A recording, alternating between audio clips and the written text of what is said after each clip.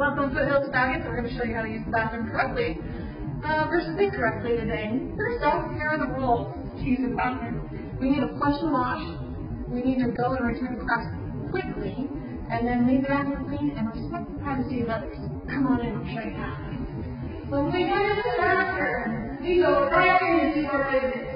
We do not stand and look over the top. You may not want to do that, so a lot of you might try to avoid it. We don't do that, right? When we come in, we don't throw all the rest of the people on the floor that we're using. No, we pop up real quick and we do it right in here, and we do not leave a mess, and do the rest of the flush. Yeah. After this, we come on over, and we do it. So we can turn on our water and wash our hands so good, make sure we get all the germs off. Don't forget this step, it's really important. Then we come over, turn on the water, and we get ourselves in the shower. And guess what?